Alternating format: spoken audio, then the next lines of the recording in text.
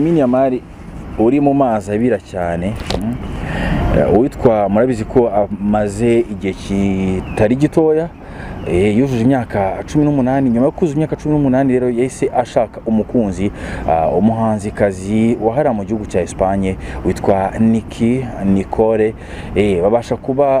babasha kuba bubaka ikintu bita urukundo, ariko kuri iyi match ngo yari yasezeranyije umukunzi we karibuze kuza gutsindamo ibitego bibiri, byatumye umukunzi we nganamurakarira cyane, asohoka ngo match ngita narangiye. Hanyuma rero uyu nguyu Nicole ngo yari yarambiwe ngo ikintu bita ibitutsi by'abafana ba FC Barcelona, bari kugenda bamutuka bamubwira ko ari we urimo urangiza umupira w'uyu muhungu witwa Lamine Yamal.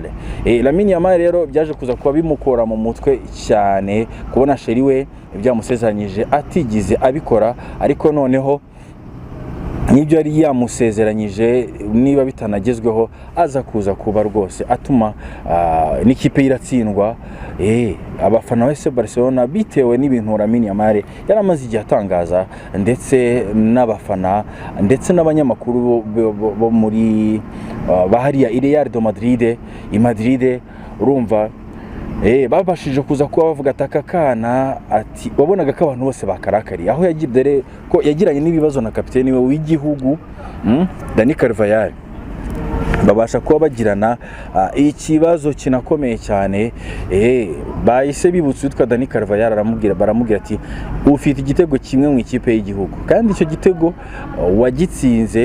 wagitsinze kubera ko habaye ko uyu nguyu Lamine Yamal agukubita ikintu bita passe decisive, za zindi z'amazi nyine uhita ushyiramo cyangwa urangirizamo. Bamwibutsa ko nyine Lamine Yamal atagakwiye kuba yabimubwiriye mu kibuga cyangwa se muri public. Ubona kasi baza kurwana na Thibaut Courtois, kabona umuntu umusaza nka Thibaut Courtois ari kuza kurwana n'akana byaye. Lamine Yamal ubona Hans Flick ntago ari kubyumva kimwe, bitewe nuko uyu muhungu uko aje bitewe na girlfriend yo ngo umutora akamujyana ku kibuga cy'imikino.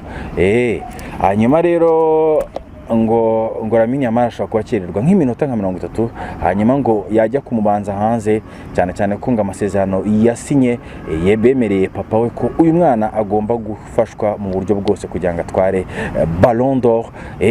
Rero ku mukino wa Paris Saint-Germain, nkuko byari bisanzwe, abandi iyo bakererewe byamubayeho.